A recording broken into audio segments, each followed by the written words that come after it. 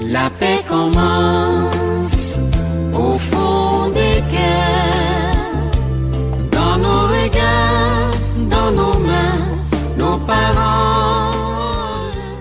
Bienvenue dans l'Autorité Autrement, une série inspirée par la pensée de Monseigneur Nicodème Bariga, ancien archevêque de l'archidiocèse de Lomé au Togo. Après une petite pause, nous reprenons aujourd'hui notre parcours et nous entrons dans la dernière partie de cette réflexion sur l'autorité comme service, écoute et responsabilité partagée.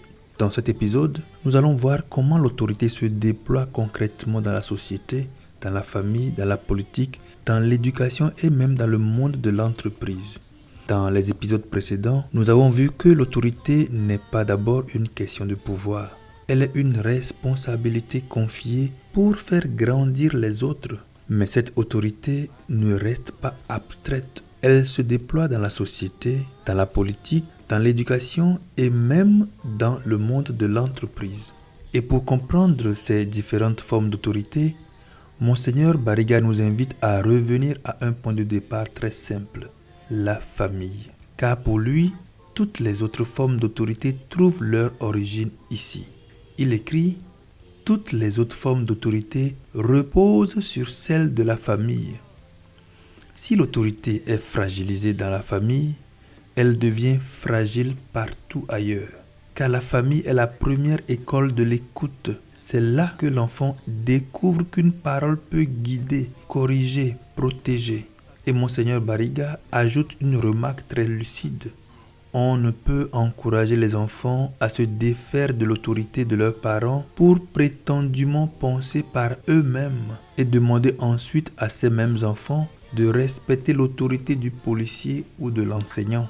Autrement dit, lorsque la première expérience de l'autorité disparaît, la confiance dans toutes les autres s'effrite. Cette logique apparaît aussi dans la vie politique. La politique est elle aussi un lieu d'autorité, mais d'une manière particulière, car dans ce domaine, l'autorité vient d'abord d'un choix.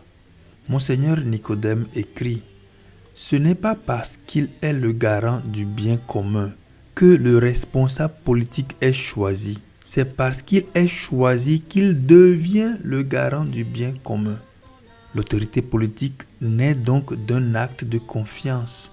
Le peuple confie une responsabilité et cette responsabilité devient un devoir, servir le bien commun.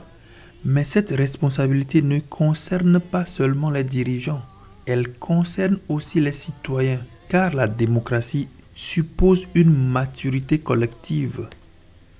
Comme le rappelle Monseigneur Bariga, si la démocratie relève de la compétence, elle réclame la compétence de tous les citoyens.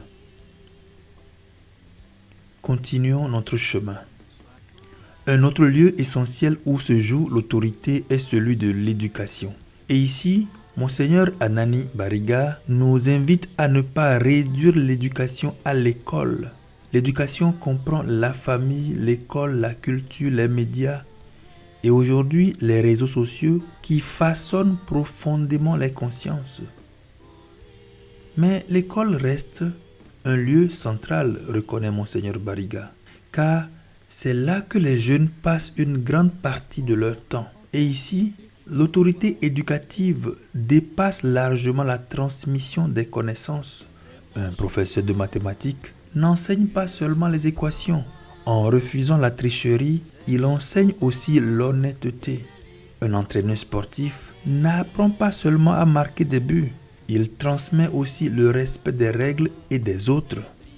C'est pourquoi Monseigneur Bariga écrit « L'enjeu de l'éducation va au-delà de la compétence et demande une incorporation au bien commun.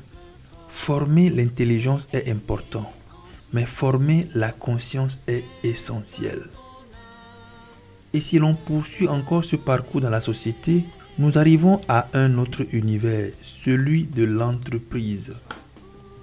Ici, la question de l'autorité se présente différemment. Monseigneur Nicodème fait une remarque surprenante. Il n'est pas vraiment possible de parler d'autorité en entreprise. Et pourquoi ? Parce que dans ce domaine, ce qui prime d'abord, c'est la compétence. Les relations professionnelles reposent sur l'expertise et l'efficacité. C'est pourquoi on parle plus volontiers de leadership. Mais cela ne signifie pas que la dimension morale disparaît, car un leader ne peut pas se contenter d'être compétent. Il doit aussi être intègre. L'histoire récente nous montre que des dirigeants très compétents peuvent utiliser leur intelligence pour manipuler, tricher ou exploiter. La compétence seule ne suffit pas. Elle doit être éclairée par une conscience. Lorsque l'on regarde l'ensemble de ces domaines, la famille, la politique, l'éducation, l'entreprise, une chose apparaît clairement. L'autorité prend des formes différentes selon les contextes, mais elle garde une même finalité, servir le bien commun. Et lorsque cette autorité est vécue avec justesse, elle devient une force qui fait grandir les personnes et qui construit la société. Même à celui qui ne le mérite pas, être fort. Merci d'avoir écouté cet épisode de l'autorité autrement. Dans le prochain épisode, nous verrons comment l'autorité se conjugue avec l'obéissance en faisant une lecture biblique.